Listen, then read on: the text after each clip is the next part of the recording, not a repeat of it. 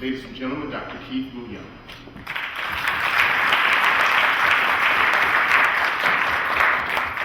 Thanks a lot, Byron. I really appreciate the opportunity to come before you this afternoon to discuss important issues that relate to your particular campus and your position within the state of Ohio and the nation.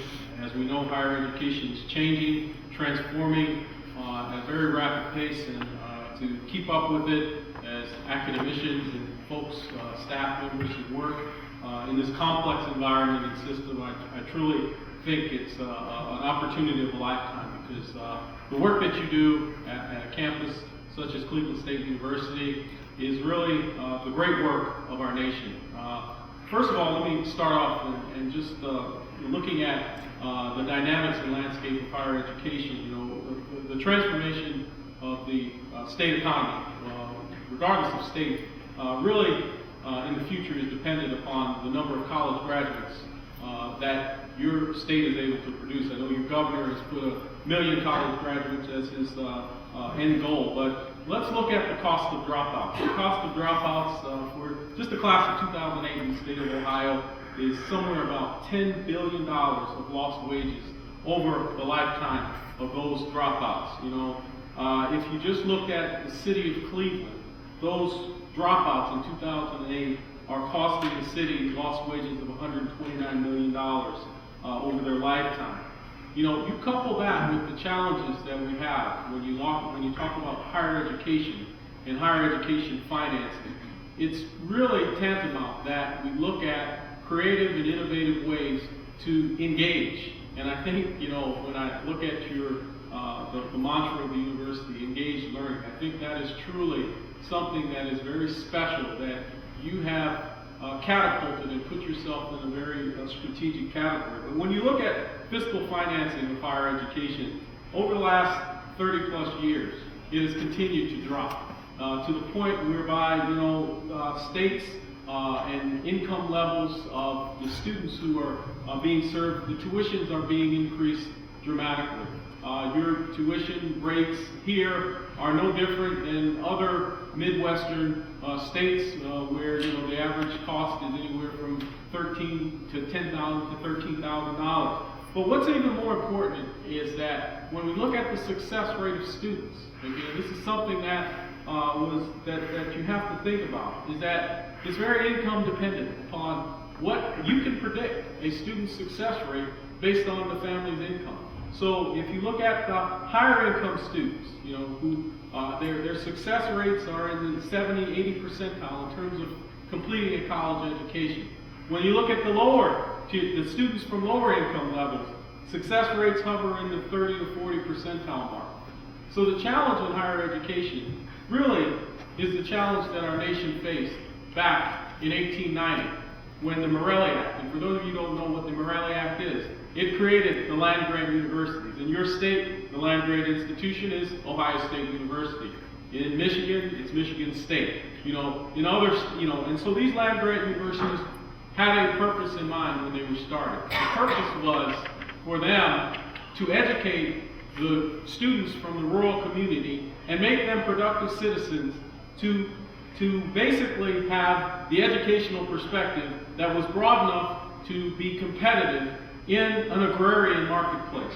And so when you look at that and you say to yourself, okay, well, what is the challenge for higher education and the national, in terms of its ability to improve the national economy? When we talk about the 21st century, you know, the first challenge that I like to say is that our issues today are social in nature. And being that they are social, you're talking about energy, healthcare, urban issues, education. The challenge of 1890, the Morelli Act, are basically the same as the challenges are today, to increase college going rates and create a professional workforce. However, the key thing is that the location has changed. It's changed from rural communities to urban communities. And what institution is better positioned in the 21st century than an institution that's in the heart of a great city like Cleveland?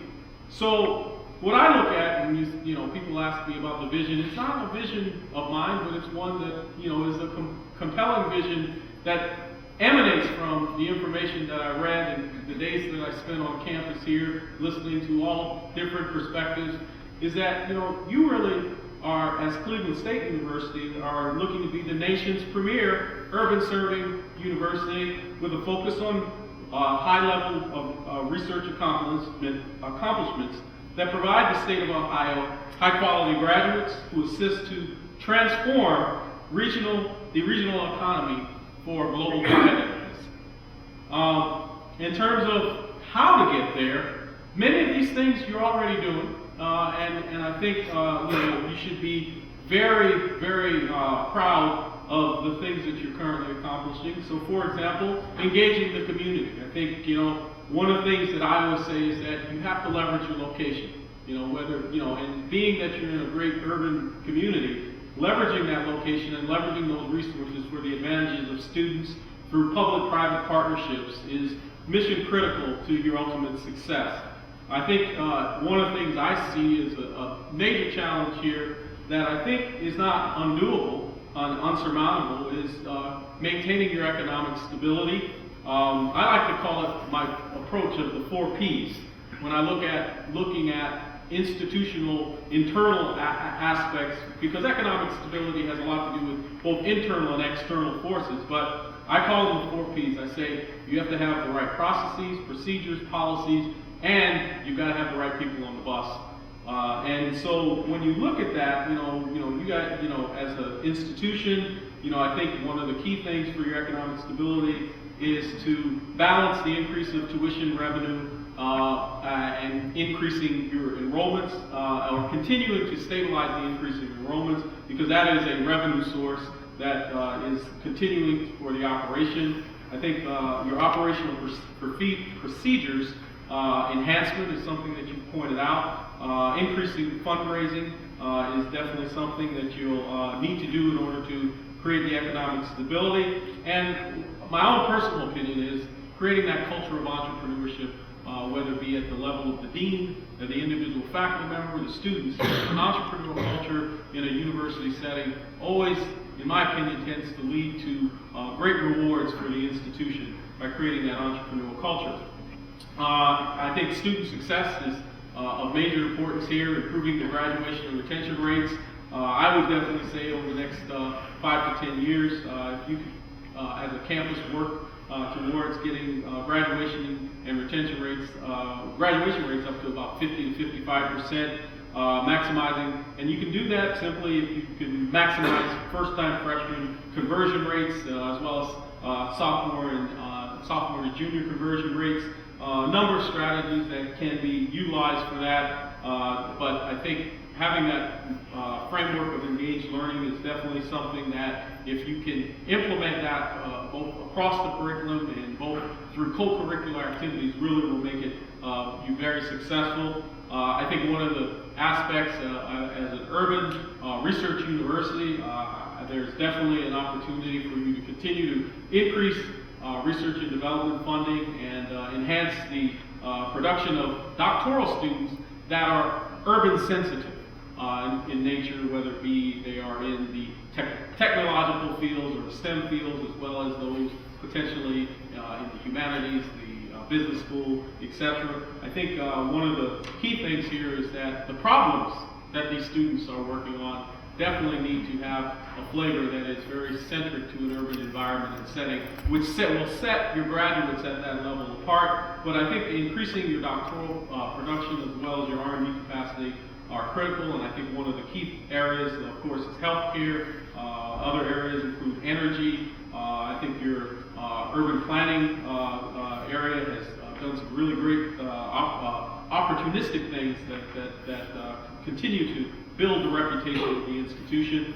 One of the things that I'm a very big supporter of is having a campus community that's creating this culture of creativity, primarily through the fine and liberal arts. I think your partnerships with the Playhouse District is very critical in terms of doing that. But one of the things that you have to know is that what sets STEM students in the United States, apart from all the STEM students throughout the world, and this is coming from an engineering dean perspective, is that our students get trained in the fine and liberal arts in our curriculums on university campuses, which allows them to be extremely creative when they are problem solvers in their various disciplines and fields. And I think creating that culture of creativity, I think you've made major steps to doing that. I talked already about entrepreneurship. I think it's very critical that a campus that is continuing to look to stabilizing itself from an economic framework, open itself up to entrepreneurs and intrapreneurs, folks within the organization who are looking to really branch out and do creative things that make the culture of this campus more open to transformative opportunities and change. The next thing I look at is cultural and global inclusion. Globalization is huge.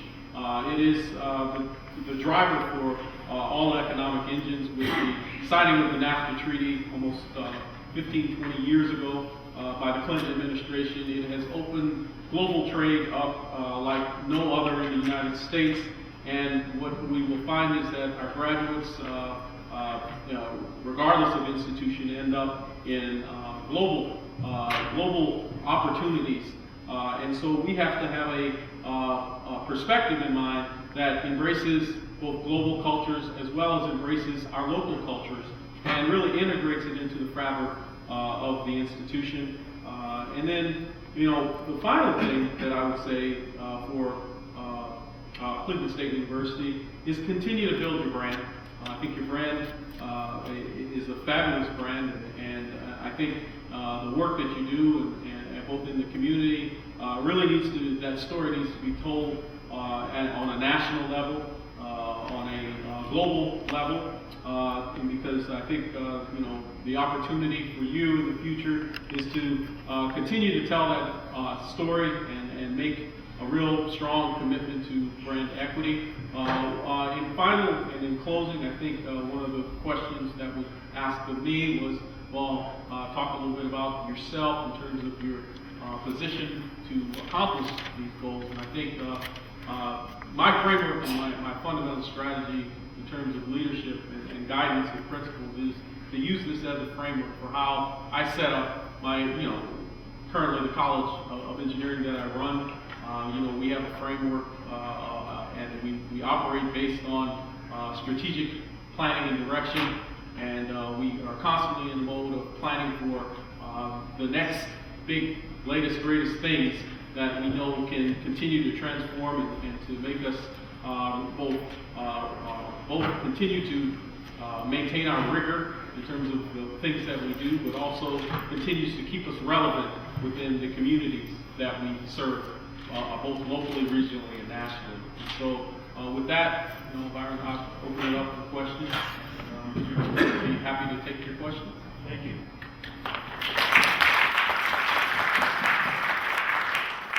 We have mics. I just want to remind you.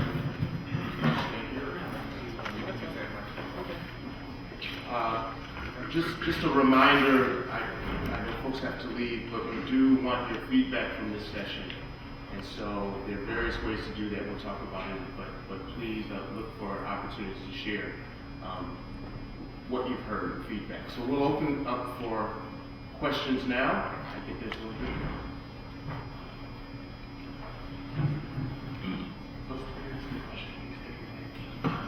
Okay, sure. Is that working? Okay. I'm Susan Slotnick. I'm in the Department of Operations and Supply Chain Management. And welcome to Cleveland and CSU. You mentioned in your remarks that you'd like to enhance research performance productivity. And I wonder how you would define research and how you would measure such enhancements. Well,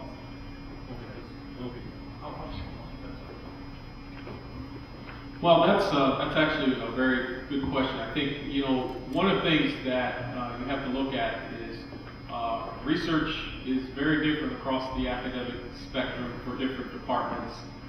Different benchmarks are utilized. What's used in the College of engineering, the College of Science is very different from what's utilized as it pertains to, say, the College of Business. And I think the benchmark, are different across different paradigms. I think, when I look at it, I look at it as research, scholarship, and creative activity. And, for example, in the business school, typically the accrediting body, for example, has a criteria that it talks about in terms of faculty maintaining relevancy and publishing.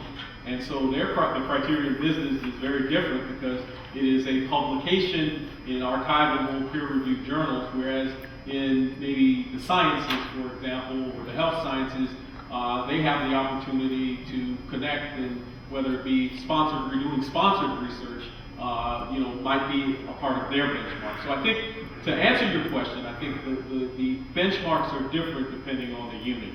And I think you have to be very careful. So for example, the fine arts, their benchmark is very different. Their benchmark is more in terms of performances, and in terms of the accolades that they receive as a result of those performances.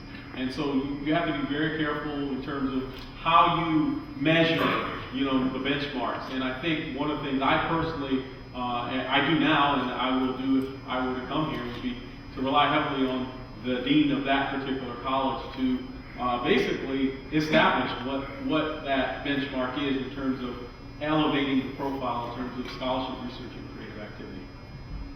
Another question?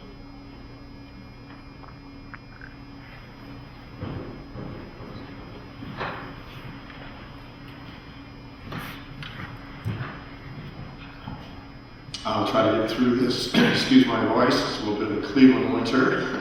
I serve as the Associate Vice President for Finance and Technology. My name is Tim Long. I noticed in the job description that the Provost position will also serve in the capacity of the Chief Operating Officer of the university. I'd like to know your perspective and some of your thoughts on how to prioritize competing resource needs within the university. It basically has a fixed base in state funding and enrollment challenges all the time, even though our enrollment has been doing well of late in the last few years. But one of our challenges will be to prioritize needs across the academic and non-academic areas of the university.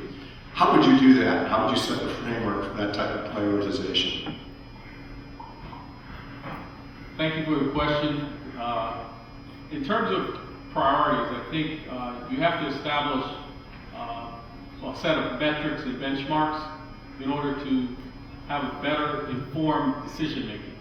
And I think in order to do that, I think the people competing for the resources need to work together to establish what those benchmarks and metrics for making that decision will be. And I think when I look at it, and I see that, you have these competing entities, not just the academic side of the house, which typically on the university campus makes up the largest portion of the campus, but you also have facilities, maintenance, building, IT, etc. I think it all has to be established in terms of how are the particular needs of a particular unit on the campus going to both continue to establish or maintain whatever we're trying to achieve.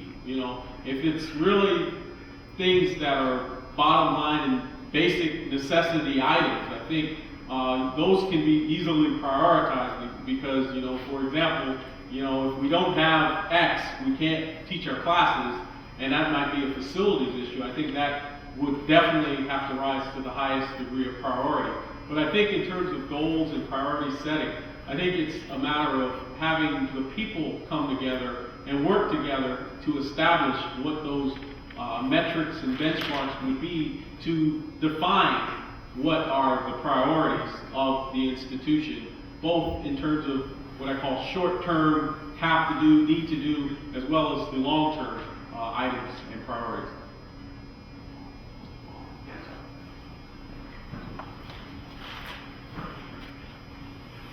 I spot your hand during an answer. Hello, welcome. I'm Mary Ellen Wade, Chair of the Philosophy Department, and my question is to entrepreneurship. As you know, in the humanities nationwide as well as statewide and in terms of private funding, there's very, very little available for grants, and so the competition for them is outrageous. How are you going to evaluate the entrepreneurship success of departments that are in the humanities where there is very little opportunity for entrepreneurship against those departments and divisions, for example, that would have greater success because they are applied sciences and so on? Thank you. Well, from my perspective, the humanities and the liberal arts are core to the mission of any institution.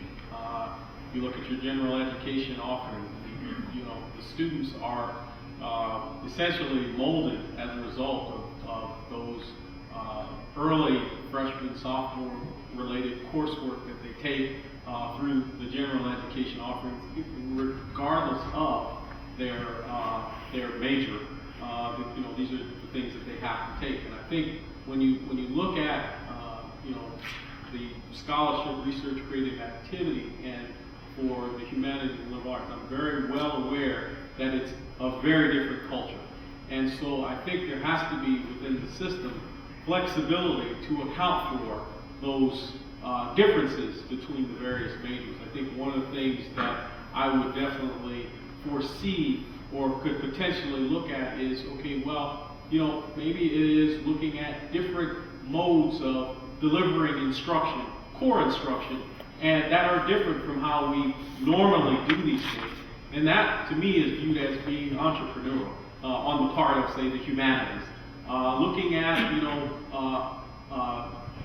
varying ways of improving remediation that we're currently not doing. I view that as being entrepreneurial, you know, in a cultural setting on an institution's campus. I mean, I look at it from the standpoint of no two ships are the same.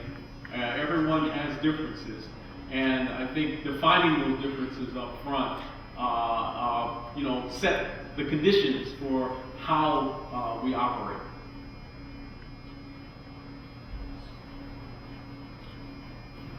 Either one. You want to go here and then Why don't you go to the closer person first? Okay. Hi, I'm Barbara Hoffman, professor in the Department of Anthropology. I have a two-part question. You addressed the need for innovation in the economics of higher education. We are also facing nationwide, statewide, and very much locally here at CSU issues of innovation in curricular reform. What do you think, Hartmut, what do you think is one of the most important innovations that needs to be discussed? And secondly, what do you think the appropriate process is for initiating and implementing curricular reform in today's university? Sure. Well, you know, that's a very loaded question because curriculum reform is really, you know, it's the last frontier, you know, on the university campus because it's always a challenging issue. I can talk to you about my own experiences as it relates to that, in that, you know, one of the things I would definitely say is that if you at your campus view yourselves as an engaged learning environment, I would definitely challenge every faculty member to say or ask themselves, how do I personally engage students? You know, and I think that would be the first step to even thinking about curriculum reform. Now, when I look at best practices, benchmarks, and the like, I would probably say, you know, there are a lot of tried and true, what I call proven techniques that we know students do better when we have them as part of the learning and teaching paradigm and environment. I think, you know, for example, you know, you could look at things such as problem-based learning, project-based learning, in the business school, case-based learning. These are proven, theories of learning that have shown to be effective in terms of transformative in terms of the curriculum and the curriculum design process. I think when you look at a campus that says that it's engaged in terms of the student learning, one of the things that I would say is, okay, so are all of our students graduating with a capstone-like experience? And if so, how engaging is that capstone experience? Is it engaging the community? Do you have enough partners that have the engagement? For example, there are things within your curriculum that, maybe are there, but are they truly out, a major part of your offerings in terms of making sure that all students have some form of a externship, internship, cooperative learning experience, which truly doesn't transform the internal curriculum, but it transforms the students so that they come back better informed when they when they're sitting in the classroom with you as a faculty member, talking, learning, and doing.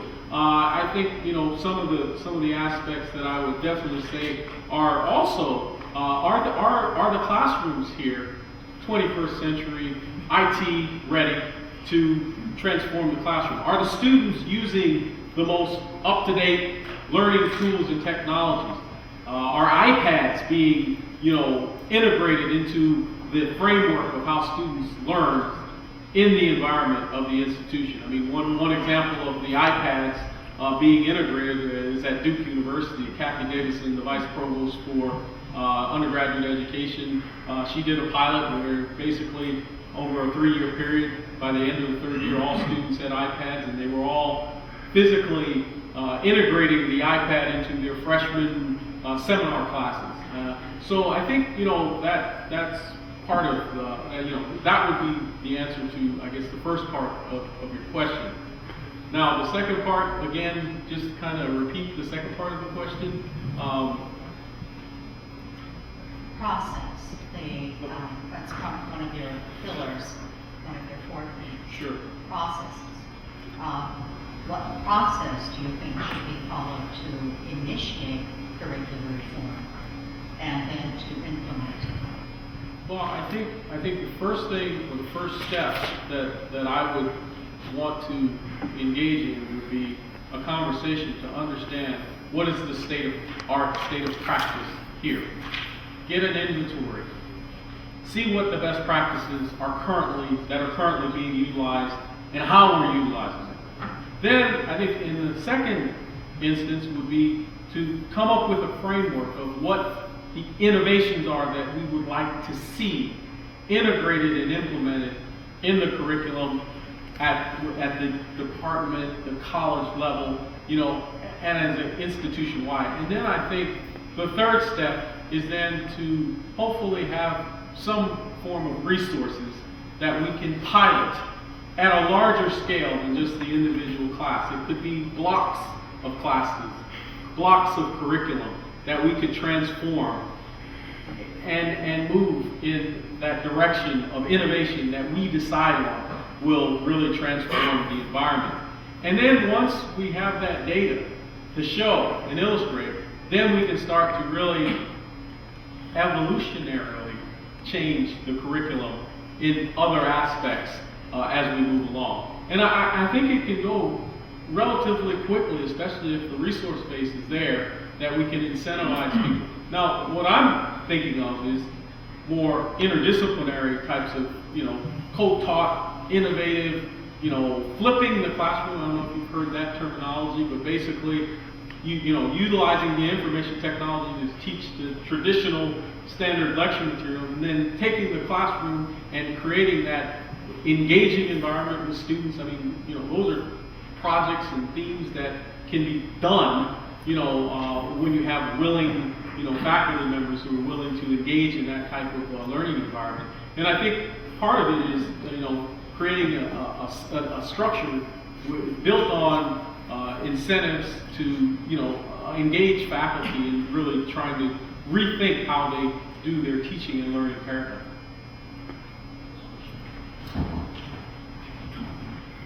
Hi, thank you. Too close. My name is Jeff Karen. I'm a professor in the Department of English, and I'm also president of the CSU AAP, which is the faculty union. So I wanted to return to your to the 4 Ps and the last P, the people. And I like your metaphor of the bus because, you know, as an English professor, I like metaphors. And I'm wondering where you think the faculty union should be on the bus, if you will. Because within Ohio, you probably know there's been disputes in the past over the role of faculty unions, and I was just wondering what your perspective on the subject is. Thank you. Well, I definitely think that being on the bus, I would really hope that members of the faculty union and that leadership would be a part of that process, that change, that we would be in a very consultative and engaging, you know, type of dialogue to talk about, okay, what kind of institution do we want to be, and how can we collectively, as a body of folks who work here, you know, engage in getting to that point of transformation. So I think the short answer is I'd want them on the bus with us, you know what I mean, so that we could definitely move and create the types of opportunities for our students in the future. There was a question.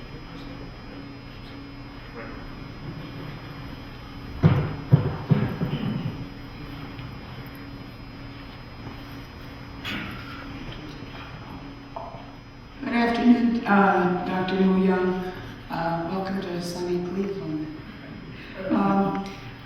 Healthcare is one of the major economic drivers for our region, and I was wondering, from your perspective, what do you think is the most significant strategic initiative that we can embark upon, given that the healthcare industry is a major economic driver here? Can you share who you are? Oh, yes. My name is Marian Mitchell, and I'm the graduate program director in the School of Nursing.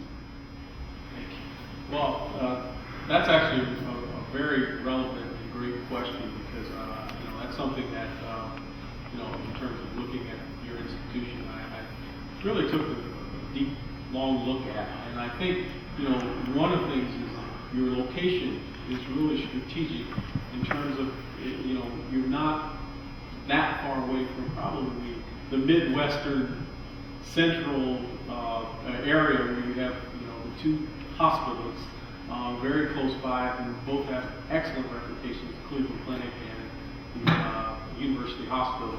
And I think you're partnering both with them and also with Neomed are very strategic and critical to the future of healthcare on this campus. I know that there are definitely some issues as it relates to new medical schools in the state of Ohio. It's not something that's very favorable in terms of that, but I think partnering your way to success in that area is definitely something that really presents great opportunity. I think one of the new integrated health sciences building, I think that's definitely something that will allow and help to continue to create greater opportunities for partnership. And I think the thing that I would definitely also point out is that as a campus, you should also expand the potential opportunities for global partnerships in terms of healthcare, because healthcare is not just a United States issue, it's a global issue. And I think the urban healthcare issue that I think you are taking a footprint and claiming the hill on is something that is globally applicable, because most of our medical schools are not as sensitive to those issues in terms of their training and their developmental process. And I think if as a campus you can continue to build that as a platform, both with your School of Nursing, your School of Health Sciences, and your partnerships with the medical schools and the medical community, I think you really will set yourself apart in the future.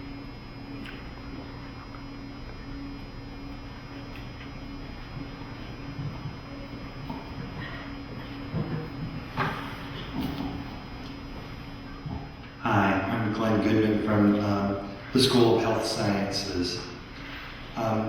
In your opening speech, you mentioned many wonderful themes: culture and global inclusion, student success, entrepreneurship, process, procedures, policies, people. Can you look back at your role as Dean of Engineering and talk to us about how maybe you addressed one of these issues and something you're very proud of in the way of accomplishment? I can talk a little bit about all of them, but let me, in being cognizant of the time, let me talk about student success. When I became dean, we had a graduation rate which was our first-time freshman retention rate was about 70%. Our graduation rate was hovering in the teens, and I looked at it, and this was 7 years ago. I said this is not acceptable. So we have instituted a number of programs that have really assisted us to really move those needles significantly. I'm very proud of the fact that now our first-time freshman retention rate is up in the high 80s, low 90s on a per annual basis. Our graduation rate has doubled, and we're trying to move that needle even more. But we're very proud of the fact that we're moving more students through, and we've done it through a lot of what I call innovative programs in a very constraining environment, which is very budgetarily constrained, to really move those needles in terms of student success. And we have an outstanding student services team that we built from scratch to basically do all freshman, sophomore advising, but they do more than advising. We do the whole gamut, because our students come with a tremendous amount of needs. It's not just the needs that they need their classes. They come with financial aid needs, they come with healthcare needs, and it's really our job to really provide them with access to answers so that they can really focus on their academics. And so, as a point of emphasis, I think that's something that I would definitely say something very proud of.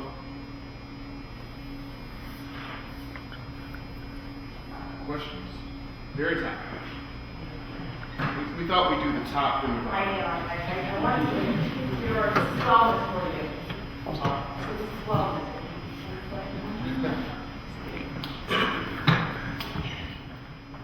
Thank you. My name is Yolanda McCarty-Harrison. For those that are not here, I'm the new Director of Affirmative Action. My question is tied to the student success issue that you just addressed.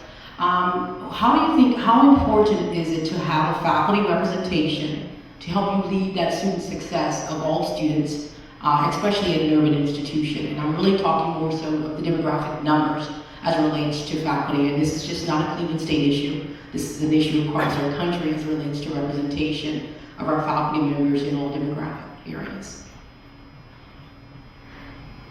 Well, what I could say from my past experiences is that, we did not take the hill of student success without our faculty members. We did a great amount of team building exercises, what I call, we tried to really onboard our faculty in terms of getting them to understand the issues, understand the approach that we were taking, and understand their role. And one of the things that we were very successful at was, getting the agreement in terms of the difference between first-time freshman and sophomore advising for the students who come as first-time freshmen or indigenous students versus the transfer students model, and making sure that there was a strong delineation of where the students were to go to get their advising opportunities. I think part of it was issues as it relates to curriculum change. We actually have every faculty member who teaches freshmen go through a very intense training program that is actually offered at a national scale by our former Dean of Engineering. And we also do a great amount of sharing in terms of sharing the data, working with faculty and faculty groups. We've, write proposals together. For example, our sophomore, junior transformation that our faculty are going to do both with curriculum and mentoring and research related experiences for students was led by faculty, but it was a partner. It's a partnership with our student affairs folks. So I think faculty have an important role in terms of student success. It's just a matter of defining how and what kinds of things that they can do and accomplish in terms of assisting students to be more successful, especially at the lower divisions.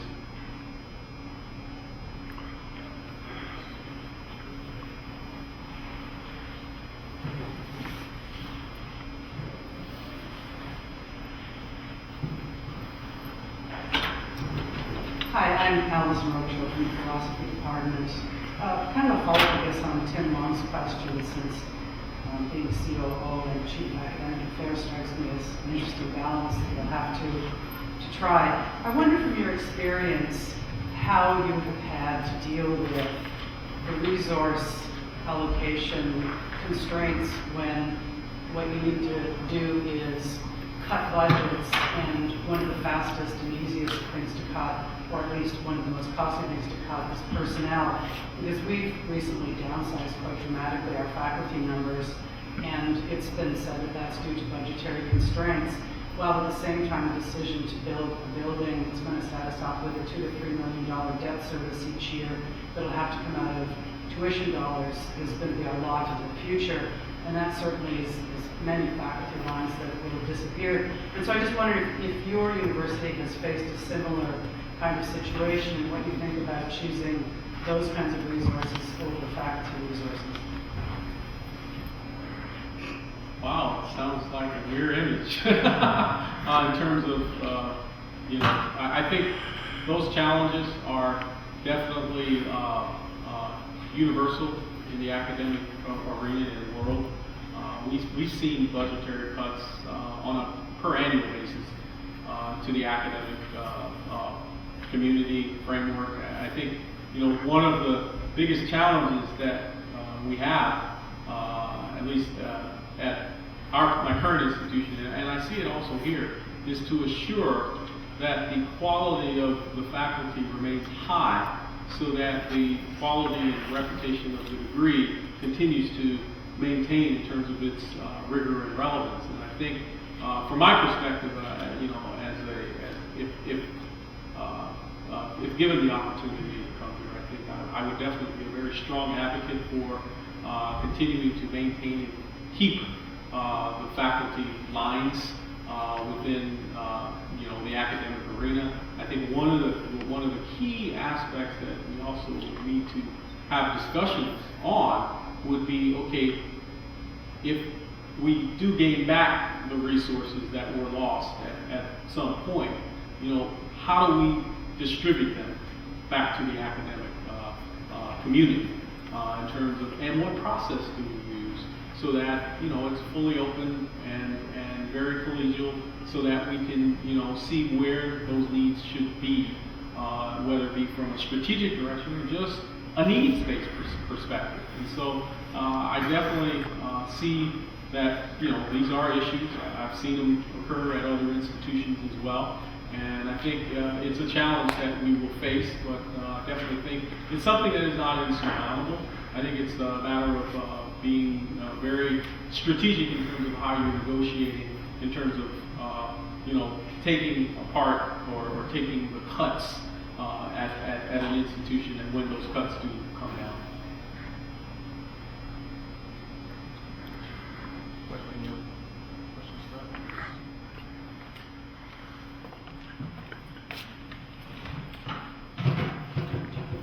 Good afternoon. I'm Mitty Jones. I'm chairperson of the Department of Urban Studies. And my question has to do with access. At one point, Cleveland State was an open enrollment university, and several years ago, admission standards were adopted. My question is, how do you see balancing the need for admission standards and quality and attracting high-ranking students with that of the need of the university to present an image, but not a reality of high standards and high quality, and maintaining our enrollment and graduation rates. Maybe I should say improving our enrollment and graduation rates. We want to get those a little higher. Well, first and foremost, there's a direct correlation between the ability to graduate students and their, GPAs and how they do on standardized testing. I think by having an admission standard, I think it allows you to have a slightly more selective criteria, because typically in most states that I've seen, the open admission standard is typically designated for the community college arena. And I think, one of the things I would advocate for would be a greater reliance and partnership with the community colleges in terms of transferability. And now your state funding and their state funding depends on the fact that when students transfer, if they graduate from you, they get a part of the apportionment. At the community college, you get a part, so you don't get the whole part when they graduate, you only get a portion of that. So I think those partnerships are much more critical. I think the other aspect, when you look at the whole issue of access, I think access is something that as an institution over the years you have committed yourself to. But I think, even when the students come in with a minimum GPA level and a minimum criteria standard, what you're going to find is that there are going to be a lot of students that, without the appropriate level of support and the appropriate level of engagement, will eventually wash out. The other aspect that you also have is that many students who come here also may have had other institutions on their priority list, and if you don't engage them and you don't get them to in a very interesting learning environment, they will also wash out and move to other institutions. And so part of your loss is you're losing them to your sister Ohio universities and maybe even Michigan or wherever they end up, but you don't get that. So having a high quality educational environment in the 21st century is really mission critical for an institution, because retention and graduation rates are dependent upon it. And I think, from the perspective of access, I think through community-based partnerships, you can definitely do some things to move the needle, to improve what the students are doing in both the local high schools and the community colleges, to see more of them come here and be successful, whether it be as transfer students or first-time freshmen. One last question before we conclude. All right, well, with that, we want to thank you, Dr. Moo-Young.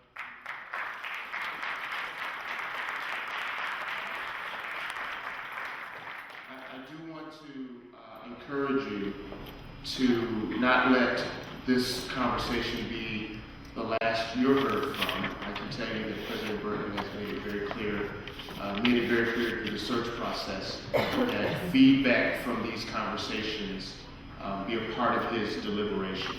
And so again, just to invite you a few ways to share, you can email Michael Arbauer directly. And it's confidential, me to him. So it is to Michael, and those comments will go to the president without your name. So this is one source, and it's not going to search committee. It is Michael. If you prefer a greater level of anonymity, you certainly can provide handwritten comments that are emailed sent via inter-office mail or dropped off at the president's office. And we also have a number that you can text through Google. Again, Michael has the only password to that, and that number is 216-282-7806. So you can text even now before you leave, brief comments or perspectives, anything that will help inform President Berkman on perspectives that the campus community has. Again, we want to thank you, Dr. Moo-Young. I think lunch with the members of the search committee, and then you are on your way after a grueling 2.5 days, I guess. It started Super Bowl evening, but we really appreciate your visit to campus, and thank you all for coming.